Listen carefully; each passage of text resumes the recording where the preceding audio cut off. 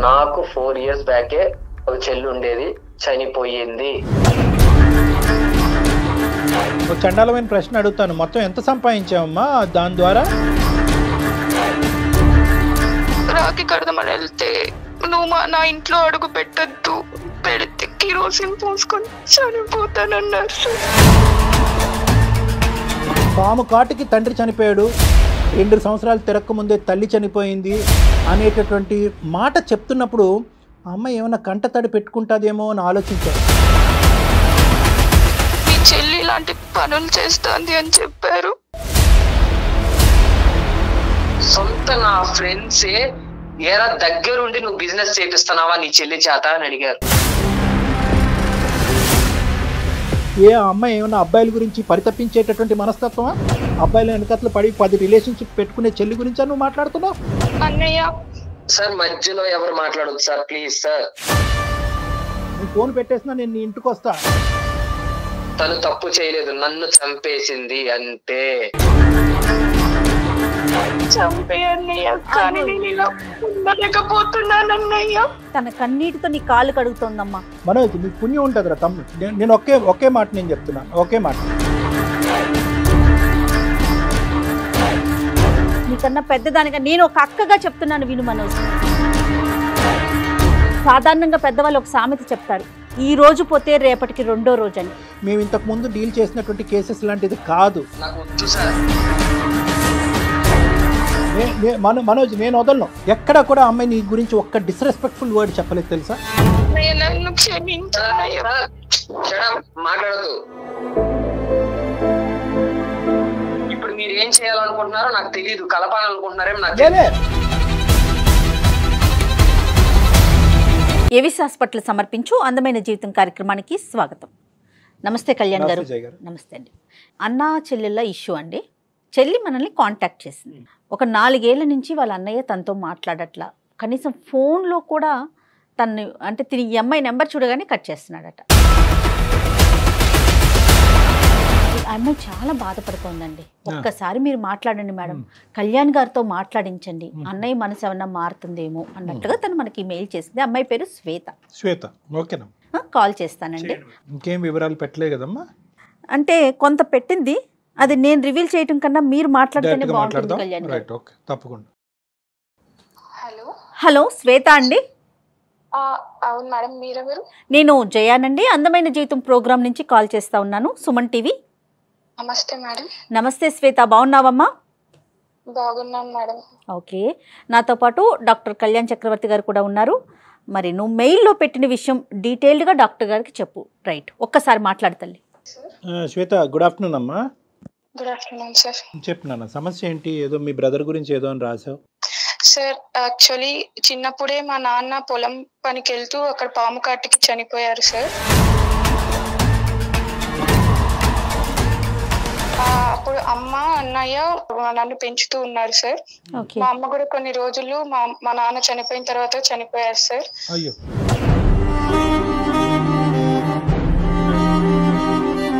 మా తల్లిదండ్రులు ఇద్దరు చనిపోయిన తర్వాత మా అన్నయ్య ఎంతో కష్టపడి తన చదువుని కూడా త్యాగం చేసి నా కోసం ఎంతో కష్టపడుతూ నన్ను చదివించారు సార్. ఓకే అమ్మా. అన్నయ్య బాధ్యత. నీ వయసు ఎంత అమ్మా? అన్నయ్యకి నీకు సుమారుగా ఏ వయసు? తల్లి అమ్మ కూడా చనిపోయినప్పటికీ ఆ టైం? మా అన్నయ్యకి అప్పుడు 16 సంవత్సరాలు సార్. నీకు నాన్న? నాకు 8 సంవత్సరాలు సార్. గ్రేట్ అమ్మా అన్నయ్య. మా అన్న చదువును కూడా త్యాగం చేసి ఎంతో చిన్నప్పటి నుంచి కష్టపడి పెంచారు. మరి ఫైనాన్షియల్ గా ఎట్లా తల్లి? పొలం ఏదన్నా ఉందా శ్వేత? అప్పుడు ఉన్నింది మేడం. ఇప్పుడు మా అన్నయ్య నన్ను పెంచడం కోసం బిజినెస్లు చేస్తూ ఇలా జరుగుతూ అన్ని లాస్ అయింది. ఏం చేస్తుంటాడు అన్నయ్య? అన్నయ్య చాలా అంటే వేరే వేరే పనులు, పొలం పనులు అన్ని చేసుకుంటూ ఇలా ఫ్రెండ్స్ తో కలిసి బిజినెస్ స్టార్ట్ చేశారు. కానీ నీ చదువు గురించి తను చదువు వదిలేసాడమ్మా? అవును సార్. నా చదువు కోసం నన్ను ఈ సొసైటీలో మంచిగా పెంచడం కోసం, అమ్మా నాన్న లేని లోటు తీర్చడం కోసం, నా ఆనందం కోసం తన ఆనందాలన్నీ వదులుకున్నాడు సార్. నీ చదువు అయితే స్మూత్ గానే కొనసాగిందమ్మా? ఇంటర్ అయిపోయి బీటెక్ సెకండ్ ఇయర్ వరకు మంచిగానే చదువుతూ వచ్చాను సార్. Okay, BTech. ఆ ఫీజులన్నీ కూడా, కాలేజ్ ఫీజులన్నీ కూడా అన్నయ్యే? మ్యామ్ ఇప్పుడు నేను మా అన్నయ్యకి చాలా దూరంగా వచ్చి బతుకుతున్నాను మ్యామ్. అంటే ఎట్లా బ్రతకడం అర్థం కాలేదు తల్లి. చదువు అయిపోయిందా నీది? ఇప్పుడు చదువు అయిపోయి నేను మంచిగా జాబ్ చేస్తున్నాను. ఓకే. దీనికన్నా ముందు జరిగిన కొన్ని సంఘటన వల్ల నేను మా అన్నయ్యకి చాలా దూరం అయ్యాను. ఏమైందమ్మా? అంత ప్రేమగా చూసిన అన్నయ్యకి నీకు మధ్యలో అంటే ఏం జరిగింది? మా అన్నయ్యకి అప్పులు పాలవ్వడం వల్ల నేను మా అన్నయ్యకి చాలా హెల్ప్ చేయాలని చాలా ఎన్నో జాబ్స్ వెతుక్కున్నాను. Okay very okay. గుడ్. అంటే చదువుకుంటూ జాబ్స్ చేయాలనుకున్నావమ్మా? అవును సార్, చదువుకుంటూ జాబ్స్ చేయాలనుకున్నాను. Right right. తప్పులేదు. అవన్నీ కుదరని పరిస్థితిలో నేను ఒక తప్పుడు మార్గం ఎంచుకున్నాను.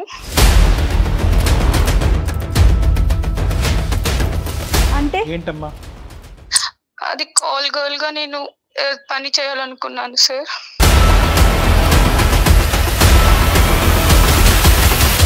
అదేంటమ్మా? కాల్ గర్ల్ గానా? ఎలా వచ్చింది నీకు ఐడియా? అంటే కొన్ని దాంట్లో ఇలాంటి పనులు చేస్తే త్వరగా అమౌంట్ సంపాదించవచ్చు, మా అన్నయ్యకి నేను అప్పులు అన్ని తీర్చేయచ్చు అనే ఒక దీంతో చేయాల్సి వచ్చింది. అలా చేస్తూ ఒకసారి మా అన్నయ్య వాళ్ళ ఫ్రెండ్స్ ఇలా బుక్ చేసుకోవడం ద్వారా మా అన్నయ్యకి తెలుసు. నిన్ను బుక్ చేసుకున్నారా? అంటే ఏంటి నువ్వు అంటే ఏమైనా వెబ్సైట్ లాంటిదా అది? ఏంటది? లేదు సార్, ఇలా మాకు కొంతమంది మా నెంబర్స్ ఇస్తారనమాట, ఇలా కావాలి అనుకున్న వాళ్ళకి. అలా జరిగింది. అప్పుడు మా అన్నయ్య ఫ్రెండ్స్ చూసి ఇలా మీ చెల్లి ఇలాంటి పనులు చేస్తుంది అని చెప్పారు. ఏం మాట్లాడమంటావు తల్లి? తప్పు లేదమ్మా. మరి ఆయన బాధపడటంలో తప్పేమన్నా ఉందా? నిజంగా బిజినెస్ పరంగా లాసెస్ వచ్చి ఫైనాన్షియల్ లో ఊబిలో కురిగిపోయినా అతను నిన్ను కాపాడుతున్నాడు, నీ చదువును కాపాడుతున్నాడు, నీ వ్యక్తిత్వాన్ని కాపాడుతున్నాడు, నీ భవిష్యత్తును కాపాడుతున్నాడు. నిజంగా మా అన్నయ్య అంత కష్టపడుతుంటే చూడలేక అప్పులు అనేది లేకుండా ప్రశాంతంగా బతకాలని అలా తప్పుడు మార్గం ఎంచుకున్నాను. డబ్బు లేకపోయినా కూడా ఏదన్నా అడుగు తిన్న బతుకుతాడు, నిన్ను కాపాడుకుంటూ చూసుకుంటాడేమో. కానీ నేను చిన్నప్పటి నుంచి తల్లి లేని తండ్రి లేనట్లు లోటు తీరుస్తున్న నా చెల్లెని ఈ స్థాయి వరకు తీసుకొచ్చి ఆఖరికి నా చెల్లెల ద్వారా వ్యాపారం జరుగుతుందా అనేటటువంటి మాటని ఏ అన్నయ్య జీర్ణించుకుంటాడమ్మా? నువ్వే చెప్తున్నావు తప్పుడు మార్గం అని. తెలిసి అంటే నువ్వు అంటే మీ కాలేజీలో ఆ మార్గంలో వెళ్ళిన వేరే అమ్మాయిలు ఉన్నారా? అలా ఏం లేదు సార్, నేనే ఇలా చేస్తే త్వరగా ఆ ఐడియా ఎలా వస్తుంది? అంటే ఎక్కడన్నా విన్నావా నువ్వు? ఎవరన్నా ఫ్రెండ్స్ నిన్ను ప్రోత్సహించారా? ఒక చండాలమైన ప్రశ్న అడుగుతాను, మొత్తం ఎంత సంపాదించావమ్మా దాని ద్వారా? సరే, ఇంకా నేను అది అడగను, నా ప్రశ్న నేను విరమించుకుంటాను. సో మీ ఫ్రెండ్స్కి తెలిసిన తర్వాత ఏం జరిగిందమ్మా? ఇలా వాళ్ళు మా అన్నయ్యకి ఫోన్ చేసి చెప్పారు సార్, మీ చెల్లెంటి ఇలాంటి పనులు చేస్తాంది, అసలు నువ్వెలా మీ చెల్లికి ఇలాంటి పనులు చేయడానికి ఆలోచిస్తున్నావు అని. అంటే నిన్ను చూసారమ్మా? నువ్వు వెళ్ళావా డైరెక్ట్గా వాళ్ళ రూమ్కి కానీ వాళ్ళ ప్లేస్కి కానీ వెళ్ళావా? అంటే వాళ్ళు ఫోన్ చేసినప్పుడు కొన్ని ఫొటోస్ పంపిస్తాం కదా సార్, అప్పుడు చూసి ఇలా జరిగింది. అప్పుడు నేనా కాదా అనుకొని వాళ్ళు కన్ఫర్మ్ చేసుకోవడానికి నేను ఉన్న ప్లేస్కి వచ్చున్నారు.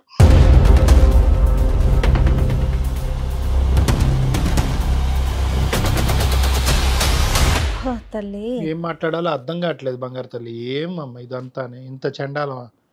సరే, ఇప్పుడు అన్నయ్యకి చెప్పిన తర్వాత అన్నయ్య రియాక్షన్ ఏంటమ్మా? అదే సార్, వాళ్ళ ఫ్రెండ్స్ వచ్చి నన్ను చూసి ఇలా మా అన్నయ్యకి ఫోన్ చేసి చెప్పారు, ఇవన్నీ నువ్వే చేపిస్తున్నావా లేదా మీ చెల్లె చేస్తాందా ఈ పనులు అని. అంతే. At the end of the day అతని తల్లి ఒక తండ్రి అవటంతో నింద అతని మీద పడింది చూడండి. అతని తల్లి తండ్రి మీ అన్నయ్య నింద చూసావా? అరే నువ్వు ఫైనాన్షియల్ ఊబిలో కూరుకుపోవటం వల్ల నువ్వు ఇటువంటి వ్యాపారం నడిపిస్తున్నావు అని అడిగారు. చూసావా? అంటే నిన్ను ఏ స్థాయిలో నమ్ముతున్నారో తప్పు మీ అన్నయ్య నెత్తి మీద వేశారు. అన్నయ్య వెంటనే ఫోన్ చేసి ఎక్కడున్నావు, ఏం చేస్తున్నావు అని అడిగారు సార్. కానీ నమ్ము ఉండడే మీ అన్నయ్య ఇలా ఫ్రెండ్స్ చెప్తుంటే? అదే సార్, నమ్మలేదు. కాకపోతే ఒక కన్ఫర్మేషన్ కోసం ఫోన్ చేశాను. నేను అదే టైంలో కాలేజ్ లో ఉన్నాను, ఇలా చదువుకుంటున్నాను అని చెప్పాను. అప్పుడు సడన్ గా వీడియో కాల్ చేయమంటే నేను చాలా సార్లు కట్ చేశాను సార్.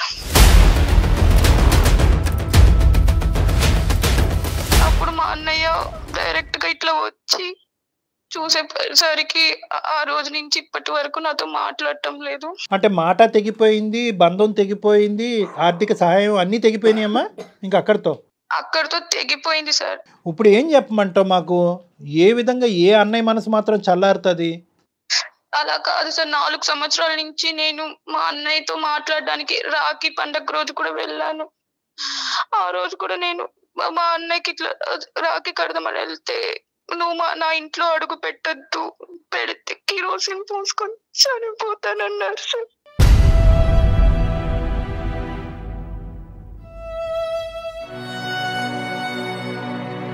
పెళ్ళయిందమ్మా అన్నయ్యకి? ఇంకా అవ్వలేదు సార్, తెలియని వయసులో చేశాను సార్. No, no. కానీ ఇప్పుడు మా అది అన్నయ్య తెలియదమ్మా, అది తెలియని వయసు కాదమ్మా. నువ్వు అదే బీటెక్ చేయాలని తెలిసింది కదా నీకు. తెలియని వయసులో నువ్వు చేసినా ఏ పని చేయకూడదో ఆ పని చేసావు కదా తల్లి. దాన్ని అలా సమర్థించుకోకు. ఓకే, నువ్వు చేసింది తప్పు, దాన్ని ఒప్పుకో అంతే తప్ప నేను తెలియని వయసులో అంతే కదా. వయసు మీద ఏకమ్మ నింద. ఎందుకంటే నువ్వు బీటెక్ చదువుకుంటున్నావు, పెద్ద పెద్ద టెక్స్ట్ బుక్లు చదువుతున్నావు, ఎన్నో పరీక్షలు రాస్తున్నావు. పోనీ ఏదో అది సాంప్రదాయంగా ఆ కాలేజ్ మొత్తం అంతా ఇదే పనిలో ఉన్నారంటే మేము అనుకోవచ్చు. కాదంట, నువ్వు ఒక్కదానివే నీకేదో సడన్గా ఒక ఐడియా వచ్చిందంట, ఈజీ మనీ కాస్ట్లీ మనీ అని అనుకున్నావు, దిగేవు. పోనీ ఒక్కసారి దిగిన తర్వాత తప్పు తెలుసుకుని చంపలేసుకుని ఈ చండాలని డబ్బులు నాకు వద్దు అని అనుకుంటే సరిపోయి ఉండేది. మీ అన్నయ్య ఫ్రెండ్స్కి దొరక్కపోతే ఇప్పటికీ కూడా నువ్వు ఇదే వ్యాపారంలో ఉండేదానివేమోగా. తప్పుగా అనుకోద్దమ్మా నా మాటని. అలా కాదు సార్, మనీ వస్తే నేను మా అన్నయ్యకి హెల్ప్ గా నీ ఉంటాను. మనీ చల్లంగా ఉండే మనీ కోసం ఏం చేస్తారే తల్లి, ఎలాంటి పనులు చేస్తారు? అమ్మ నువ్వు డబ్బులు తీసుకెళ్ళి మీ అన్నయ్యని బిజినెస్ అనేటటువంటి ఒత్తిడిలోంచి బయట వేస్తావు, కానీ ఎక్కడి నుంచే డబ్బులు వచ్చినాయి అని చెప్పే ధైర్యం ఉందా నీకు? చెప్పగలుగుండేదానివా అప్పుడు అన్నయ్య ఈ పద్ధతుల ద్వారా నాకు ఈ డబ్బులు సంపాదించిందని? లేదు సార్, అంత ధైర్యం లేదు సార్. సరే, ఇప్పుడు మాకు చేయటానికి ఏంటమ్మా? అన్ని ప్రయత్నాలు జరిగినాయి, మీ అన్నయ్య చల్లబడట్లేదు, నాకు మళ్ళీ మా అన్నయ్యతో బాండింగ్ కావాలి అని నువ్వు మమ్మల్ని కోరుకుంటున్నావు. దానికి మేము మీ అన్నయ్యని సంప్రదించాలా? అవును సార్, ఒక్కసారి మా అన్నయ్యకి మీరు కాల్ చేసి మాట్లాడండి సార్ ప్లీజ్. అతను మాట్లాడకపోవచ్చు. ఏం కళ్యాణి గారు, ఆవిడ ఫోన్ ఎత్తదా? నువ్వు చేస్తావా తల్లి?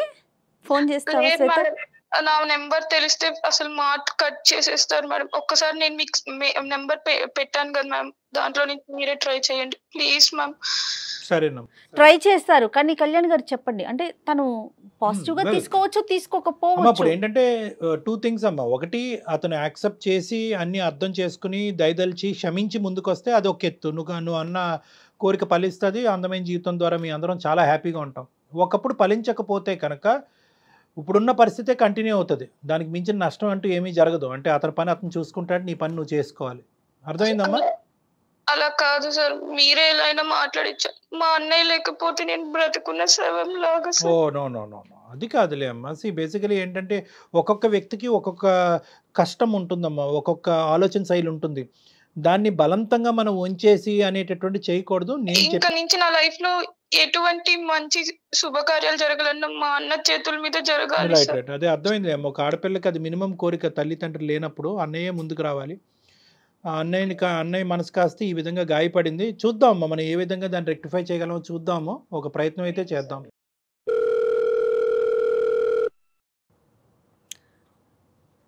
హలో హలో, మనోజ్ గారండి? అవునండి, ఎవరు? నమస్తే అండి, నా పేరు జయ. నేను అందమైన జీవితం ప్రోగ్రాం నుంచి కాల్ చేస్తున్నాను. నాతో పాటు డాక్టర్ కళ్యాణ్ చక్రవర్తి గారు కూడా ఉన్నారు. ఓకే, నమస్కారం అండి. నమస్తే అండి. మీకు తెలియకుండా, అంటే మీ పర్మిషన్ లేకుండా మిమ్మల్ని నేను కాల్లోకి తీసుకున్నానండి. మీతో పాటుగా ఇప్పుడు కాన్ఫరెన్స్లో మీ సిస్టర్ శ్వేత కూడా ఉన్నారు. తను చాలా చాలా బాధతో, నాకు చనిపోవాలనిపిస్తోంది అన్న ఒక బాధతో మాకు మెయిల్ చేసింది. సో దాంతో ప్లీజ్ ఒక్క నిమిషం. నాకు 4 years బ్యాకే ఒక చెల్లి ఉండేది, చనిపోయింది.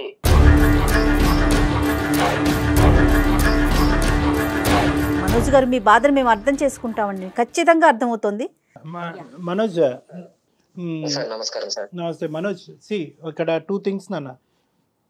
ఎవరిని బ్రెయిన్ వాష్ చేయలేరు, ఎవరు కన్విన్స్ చేసేసి ప్రేమని క్రియేట్ చేయలేమమ్మా. నీ భావాన్ని మాడిఫై చేయటమో లేదంటే కొత్తగా ఒక ప్రేమని సృష్టించడం అనేది జరగట్లేదు. ఆల్రెడీ ఉండేటటువంటి ఒక ప్రేమని మళ్ళీ పులకరింపు చేసేటటువంటి విధంగా మనం ఏమన్నా చేయగలమా అనేది ఒక చిన్నపాటి ఆశ. అది కూడా ఇందాకే నేను అమ్మాయితో ఎవరు మన శ్వేతతో చెప్పాను. వీ కాంట్ ప్రామిస్, మేము ప్రామిస్ చేయలేము. అందమైన జీవితం చాలామంది జీవితాలని కాపాడింది. కానీ ఈ ఇష్యూలో మాత్రం నువ్వు చేసినటువంటి తప్పిదం ఏదైతే ఉందో ఆ తప్పిదం అనేటటువంటిది తిరిగి రాయలేనటువంటి తప్పిదం. అందులో ఒక తల్లిదండ్రులు బాధ్యత తీసుకునే పెద్దరికం వహించి ఏది 16 సంవత్సరాలప్పుడు ఒక తల్లి తండ్రి యొక్క పాత్ర పోషించినటువంటి ఒక గొప్ప వ్యక్తి మనసు ఏ స్థాయిలో గాయపడి ఉంటుందని మేము అర్థం చేసుకోగలమమ్మా. ఇది అవుతే అవ్వచ్చు, చిన్న గోరంత ఆశ అంతే. ఒక ప్రయత్నం అయితే చేస్తామన్నా, ఇది ప్రయత్నం మాత్రమే. అల్టిమేట్గా డెసిషన్ ఈజ్ యువర్స్. ఒక 2 నిమిషాలు నేను మాట్లాడతానన్నా. సార్ మీరంటే రెస్పెక్ట్ ఉంది కాబట్టి నేను ఈ విషయం మీద మీరు మాట్లాడుతున్నా నేను సైలెంట్ గా ఉన్నాను, ఇన్సైట్ విన్నాను సార్. అన్నయ్య సార్ ప్లీజ్ సార్ మనోజ్ మాట్లాడు సార్ మధ్యలో ఎవరు మాట్లాడదు సార్, ప్లీజ్ సార్. నన్ను క్షమించు ప్లీజ్ సార్, మాట్లాడదు సార్, ప్లీజ్ శ్వేత, మాట్లాడదు. శ్వేత, నాకు నీ ఎమోషన్ అర్థమవుతుందమ్మా. మాట్లాడదు శ్వేత, చాలా రోజులు అయింది నువ్వు అన్నయ్యతో మాట్లాడి, అన్నయ్యతో పలకరించి కూడా చాలా రోజులు అవుతుంది నాకు తెలుసు.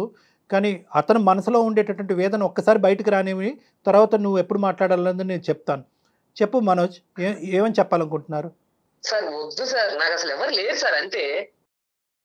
నాకు ఎవరు లేరు. నాకు చెల్లి అనేది 4 years బ్యాకే చనిపోయింది.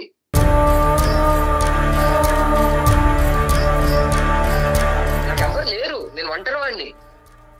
అన్నయ్య మధ్యలో ఎవరన్నా మాట్లాడారంటే మాత్రం కాల్ కట్ చేస్తాను సార్. శ్వేత, నువ్వు ఒక్క 2 seconds ఆగినా ప్లీజ్ కైండ్లీ. నేను ఇది ఎందుకంటే ఇది మేము ఇంతకుముందు డీల్ చేసినటువంటి కేసెస్ లాంటిది కాదు. ఎందుకంటే కనుక ఇదేదో 5 నెలల్లో 6 నెలల్లో అవ్వలేదు మీ ఇద్దరి మధ్యన. ఆల్మోస్ట్ అతను ఫిక్స్ అయిపోయాడు మానసికంగా. ఏంటంటే ఈ బంధం తెగిపోయింది, అమ్మా నాన్న లేరు, ఇప్పుడు చెల్లి కూడా లేదు అనే కాన్సెప్ట్లోకి అతను వచ్చేసాడు. కాబట్టి లేదు, చెల్లి అనేటటువంటి ఆమె ఉంది, కేవలం ఒక తప్పు చేసింది. మనుషులు అనే వాళ్ళు తప్పులు చేయటం సహజం. మానవతా దృక్పథంతో క్షమించడం అనేటటువంటిది కూడా ఇంపార్టెంట్ అనే అంశం అతని బ్రెయిన్లోకి వెళ్ళాలి అంటే ఒక్క 2 నిమిషాలు నేను అతనితో మాట్లాడాలమ్మా. Shweta please. Okay sir. Manoj, నేను ఒక కాన్సెప్ట్ మాట్లాడతాను. ఆ కాన్సెప్ట్ నీకు అర్థం అవుతే ఓకే, వెల్ అండ్ గుడ్. కాకపోతే నాకు చెప్పినాను, అమ్మ నాన్న ఎక్కడ కూడా ఈ మొత్తం ప్రయాణంలో ఎక్కడ కూడా ఇందాక ఆ అమ్మాయి ఎక్స్ప్రెస్ చేస్తున్నప్పుడు, సార్ పాము కాటికి తండ్రి చనిపోయాడు, 2 సంవత్సరాలు తిరక్కముందే తల్లి చనిపోయింది అనేటటువంటి మాట చెప్తున్నప్పుడు ఆ అమ్మాయి ఏమైనా కంటతడి పెట్టుకుంటుందేమో అని ఆలోచించా. వినాలని అనుకున్నా, పెట్టుకోలే కంటతడి. ఎక్కడ ఎమోషన్ అవ్వలా తను. అంటే దాని అర్థం ఏంటంటే వాళ్ళు లేనటువంటి లోటుని అంత చక్కగా నువ్వు తీర్చేవు అనేటటువంటి దాని అర్థం అనమాట. ఎక్కడా కూడా అమ్మాయి నీ గురించి ఒక్క డిస్రెస్పెక్ట్ఫుల్ వర్డ్ చెప్పలేదు తెలుసా. తల్లిదండ్రులు లేనటువంటి లోటు తీర్చేవని అంది. ఆ అమ్మాయి గురించి నీ జీవితాన్నే త్యాగం చేసావు, నీ చదువునే ఆపుకుని అతి పిన్న వయసులో బిజినెస్లు చేసి బిజినెస్ సక్సెస్ అవ్వకపోతే ఒక బిజినెస్లోకి దుంకి ఫైనాన్షియల్గా ఇరుక్కుపోవడంతో అరే మా అన్న నన్ను ఇన్ని సంవత్సరాల పాటు నా గురించి బాధపడ్డాడు. ఏ పద్ధతిలో వెళ్ళింది నీ చెల్లి అనేది తర్వాత మాట్లాడుకుందాం. కానీ తన ఉద్దేశాన్ని ఈరోజు మనం అర్థం చేసుకుందాం. ఒక్కసారి 2 నిమిషాలు నా మాట విని మనోజ్. ఉద్దేశం ఒక్కటే చూద్దాం. కాన్సెప్ట్ ఇందాక నుంచి కాన్సెప్ట్ అంటున్నాను కదా. కాన్సెప్ట్ ఏంటంటే ఉద్దేశం. అరే ఇన్ని రోజులు బట్టి అన్ని త్యాగం చేసి కష్టపడేటటువంటి నా అన్నయ్యకి నేను ఏమీ చేయలేనా? అప్పుల భారాన్ని కూరుకుపోయి నేను చనిపోవాలి, నేను ఉరి తీసుకుని చచ్చిపోవాలి, బతకలేను అనేటటువంటి అన్నయ్యకి ఒక జీవనాధారం పోయాలి అనేటటువంటి ఒక పెద్ద ఉద్దేశంతో ఒక చెల్లి చేసినటువంటి తప్పులు చేస్తావు నాన్న. నేను చేస్తాను తప్పులు, నువ్వు చేస్తావు తప్పులు, ఈ అమ్మాయి చేస్తుంది తప్పు. ఆ తప్పు చేసింది, తప్పు చేసి రియలైజ్ అయిందా లేదా? తను తప్పు చేయలేదు, నన్ను చంపేసింది అంతే.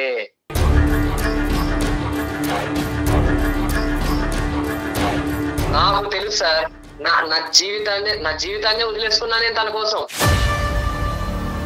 తను తప్పు చేసింది కాబట్టి తన మనసులో చచ్చిపోయింది అనే మాట అంటున్నావు. దయచేసి మీ భవిష్యత్తు కోరుతూ మీ ఆలోచనని మీ జీవితాన్ని కాపాడేటటువంటి 2 పెద్దవాళ్ళు ఉన్నారు. దయచేసి ఆ పదం పదే చచ్చిపోయింది అని అనకనన్నా. ఎందుకంటే ఆ అమ్మాయి నిజంగా చచ్చిపోవాలనుకుంటుంది. తను వెళ్ళినటువంటి పద్ధతి తప్పే. ఎందుకంటే మన సమాజం అది యాక్సెప్ట్ చేయదు. వేరే సమాజాలు వేరే దేశాల్లో అది కామన్ అనుకుంటారు, అది వృత్తిరీత్యా చూస్తారు. దాన్ని ఒక మనోజ్ నేను ఒక 2 నిమిషాలు మాట్లాడతాను. వాళ్ళు ఒక వృత్తిగా దీన్ని ఒక సాంప్రదాయబద్ధంగా మనం దీన్ని అంగీకరించాం. దాన్ని ఒక వృత్తిగా తీసుకునేటటువంటి దేశాలు కూడా ఉన్నాయి. సరే ఆ దేశాల గురించి మనం ఎందుకండి, ఇక్కడ పుట్టి పెరిగిన వాళ్ళు మన కల్చర్ గురించి మనం మాట్లాడుకోవాలి అంటే కనుక ఈరోజు ఆ అమ్మాయి అన్ని విధాలుగా ఒక ఇరుకున పడింది. కాలేజ్ ఫీజులు కట్టాలి, అన్నయ్య ఏమొచ్చి అవస్థలు పడుతున్నాడు ఆ అకాడమిక్స్ కంటిన్యూ చేయడం గురించి. బాధను చెప్పుకోవటానికి తల్లిదండ్రులు లేరు, తల్లిదండ్రులు చనిపోయారు, అన్నయ్య బాధ చూడలేకపోయింది. ఈ పద్ధతిలో నేను వెళ్తున్నానని అంటే కనుక ఏ అన్నయ్య ఒప్పుకోవడానికి తనకు తెలుసు. కానీ అప్పులు తీరుతాయి, అప్పులు తీరితే కనుక అన్నయ్యని సేవ్ చేస్తాను అనేటటువంటి ఒకే ఒక ఆలోచన, ఒకే ఒక ప్రేమ, ఒకే ఒక దృక్పథంతో నేను ఖండిస్తున్నాను అన్న. ఈ సమాజంలో పుట్టి పెరిగేటటువంటి ప్రతి మగాడు అన్నయ్య అనుకునేవాడు, ఒక తండ్రి అనుకునేవాడు, ఎవడైనా కూడా వాళ్ళ కూతురు కానీ ఒక చెల్లి కానీ ఈ తప్పు చేస్తే కనుక ప్రతి వాళ్ళు ఖండిస్తారు, ఎవరు ఖండించరు. నువ్వు చేసినటువంటిది కొత్తదనం ఏంటి, వేరే వాళ్ళు చేయనటువంటిది ఏంటి? కరెక్టే, నీ మనసు గాయపడింది, అమ్మాయి వెళ్ళిన పద్ధతి తప్పే, రియలైజ్ అయ్యిందా లేదా? ఇప్పుడు ఆ అమ్మాయి పద్ధతిగా బతుకుతుంది, అప్పుడు చేసినటువంటి పాపానికి ఈరోజు ఇప్పటికీ చంపలేసుకుంటుంది. కానీ ఇప్పటికీ కూడా ఒకే ఆశ, ఒకే ఆలోచన, ఒకే కోరికతో బతుకుతుంది. ఏ రోజైనా కూడా మా అన్నయ్య నా దగ్గరికి వచ్చి నన్ను కాపాడుతాడన్న ఉద్దేశంతో తప్ప. సార్ చెప్పారు కదా, ఒక్కసారి నా బాధ వినండి సార్. చిన్నప్పటి నుంచి పొరపాటు కూడా అమ్మా నాన్న లేరు అని కొంచెం కూడా కలిగించకుండా పెంచాలి అనే ఉద్దేశంతో నా జీవితాన్ని కూడా వదిలేసుకున్నాను నేను. అది తల్లిదండ్రులు లేకుండా ఒక ఆడపిల్లని పెంచడం ఎంత కష్టమో మాకు తెలుసమ్మా మనోజ్, మాకు తెలుసు, మేము అర్థం చేసుకుంటున్నాం దాన్ని. ఆ అమ్మాయి కూడా అర్థం చేసుకుంది. ఇప్పుడు మేడం వినండి, శ్వేత కూడా అర్థం చేసుకుంది మనోజ్. అక్కడ ఇంకోటి ఎంత ఇక్కడ చూసుకున్నానో బయట సమాజంలో కూడా పేరెంట్స్ లేకపోయినా అరే ఏం బతుకుతున్నారా ఈ ఇల్లు అని అనిపించుకోవాలని, తను చదువుకుంటే మంచిగా సెటిల్ అయితే అంటే ఇక్కడ తను సెటిల్ అయిందంటే నేను హ్యాపీగా ఉన్నట్టే. ఇంకా అలాంటిది సొంత నా ఫ్రెండ్సే ఏరా దగ్గరుండి నువ్వు బిజినెస్ చేపిస్తున్నావా నీ చెల్లి చేత అని అడిగారు.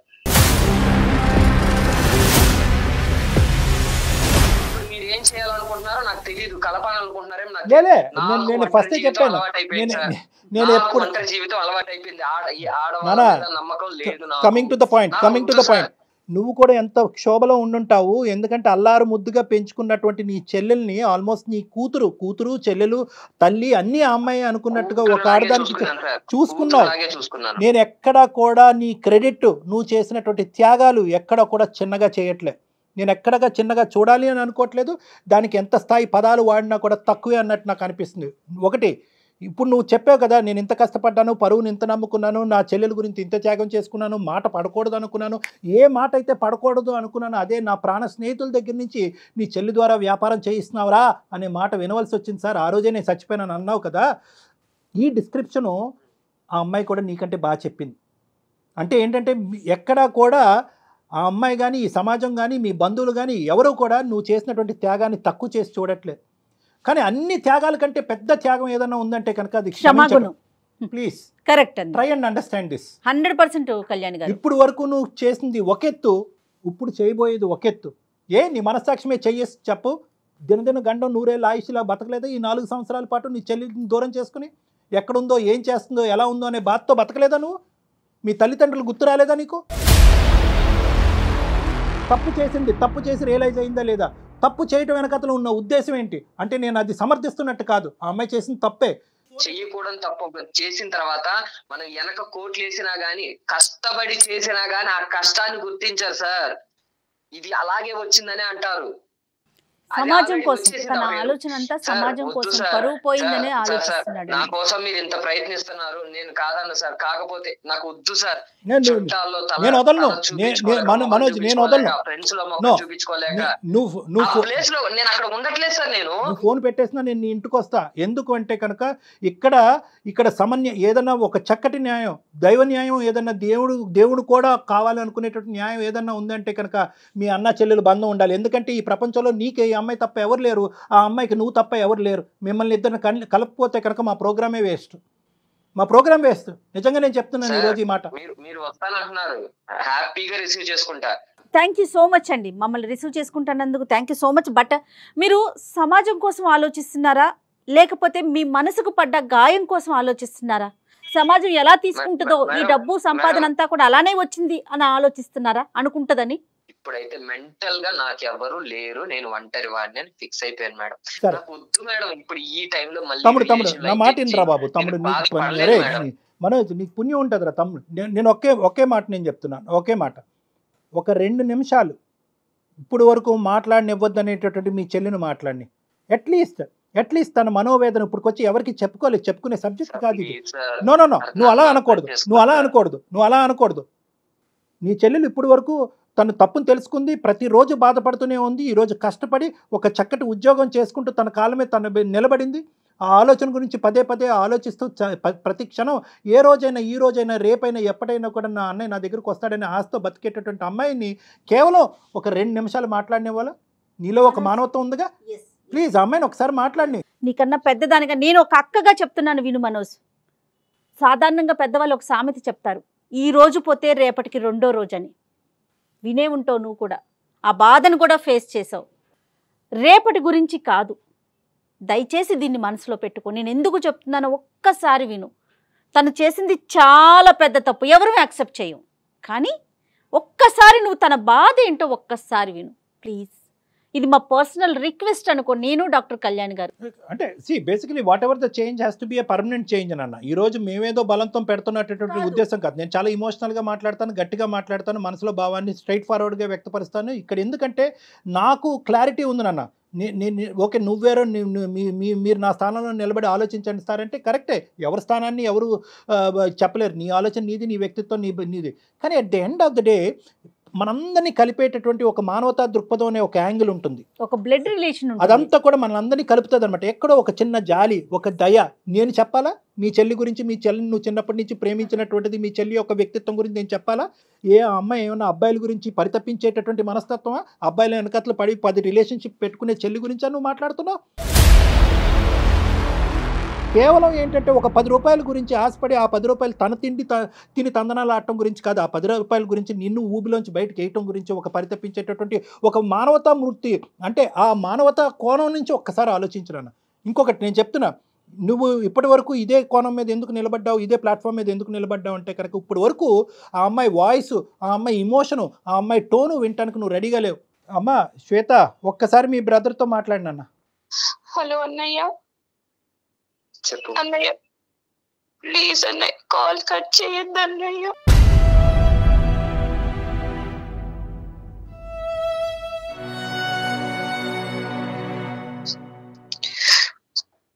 నాకు మాట్లాడడం లేదు అన్నయ్య. అలా అనొద్దు అన్నయ్య ప్లీజ్. అన్నయ్య నేను చేసింది చాలా పెద్ద పాపం. కష్టపడి చదువుకొని ఇప్పుడు నేను ఒక మంచి ఉద్యోగం చేస్తున్నాను. కాదు, నేను నిన్ను అంత బాగా చూసుకున్నాను. అసలు ఎలా చేయాలనిపించింది అసలు నీకు? నువ్వు కష్టపడు. కనీసం నేను గుర్తు రాలేదు ఆ టైంలో. అన్నయ్య నీకు సహాయం చేయడం కోసమే చేశాను. ఏంటి ఆ పాపిష్టి డబ్బుతోనా? ఆ పాపిష్టి డబ్బుని ఏం చేసుకోవాలి?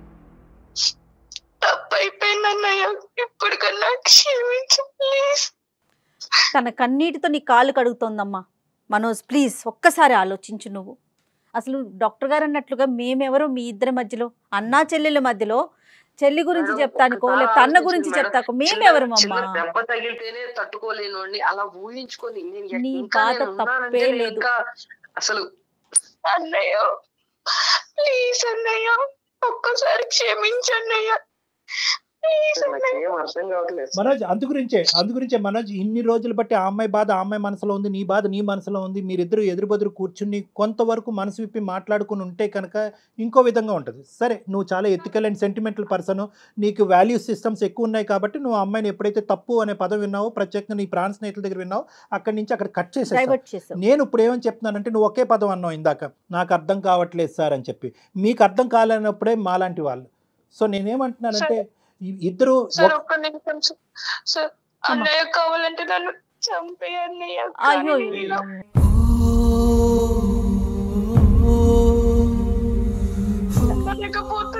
ఏమ్మా చంపుకోవటానికమ్మా ఇదంతా బతుకుండేది సమాజంలో. ఏమ్మా